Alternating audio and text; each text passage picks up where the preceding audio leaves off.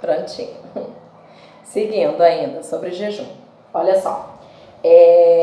Um estudioso chamado Kenneth Hagin, ele disse assim: jejuar não muda a Deus, jejuar muda a gente.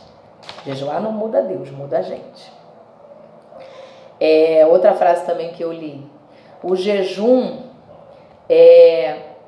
ao jejuar nós temos que ter cuidado para que não chegue aos olhos do mundo e não aos ouvidos de Deus. Ou seja, todo jejum, todo propósito, toda oração, tudo que nós fizermos, como eu já disse, quer comais, quer bebais, façamos para a glória de Deus. Quem tem que ver é Ele, quem tem que atender é Ele, quem tem que se sentir à vontade em nosso meio é o Senhor Jesus. Então tudo é para Ele, é por Ele, é para a glória e para a honra do nome dEle.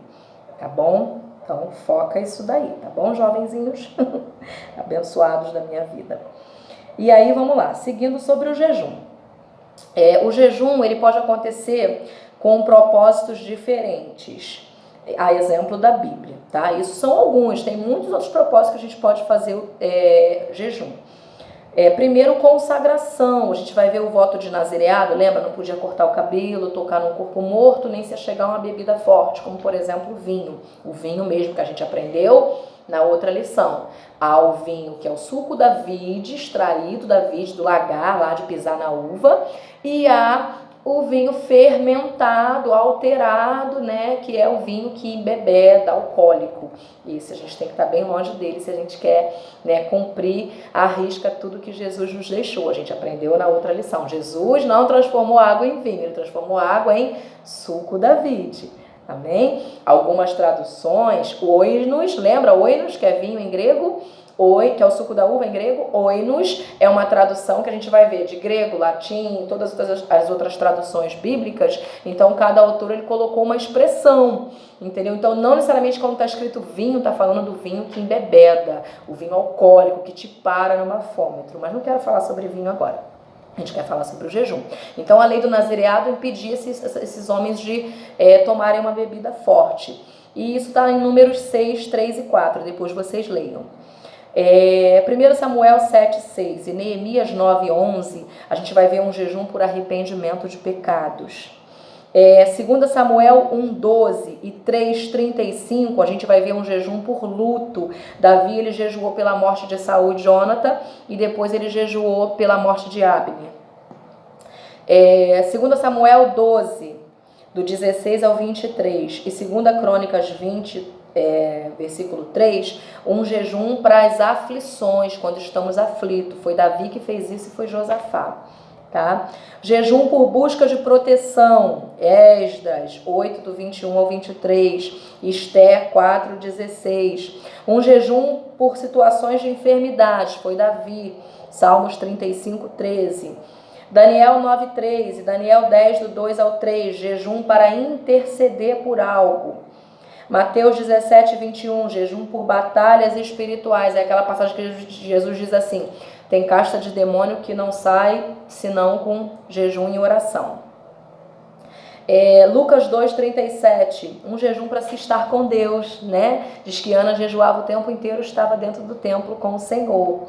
Lucas 4, 1 e 2, um jejum para um preparo ministerial. Olha que interessante. Primeiro Jesus jejuou 40 dias e 40 noites no deserto. Depois ele foi tentado por Satanás. Depois iniciou o ministério dele. Primeiro o Espírito nos enche. Estamos cheios, fartos dele. Matamos essa carne pecaminosa aqui para depois o Senhor nos enviar. Às vezes a gente fica chateado.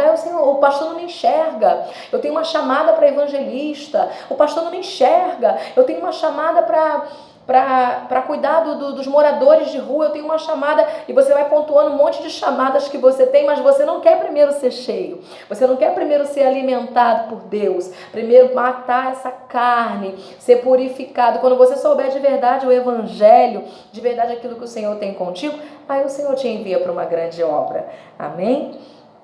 Atos 13, 2. Fala sobre a liderança da Antioquia, né? Para que eles estivessem aptos para ministrar no Senhor, é preciso jejum. Para enviar para determinada obra, Saulo e Barnabé, houve um jejum. né, para que eles fossem enviados para uma determinada obra. E olha a importância disso. Nessa passagem, Atos 13:3, vai contar a história de Elimas, o encantador.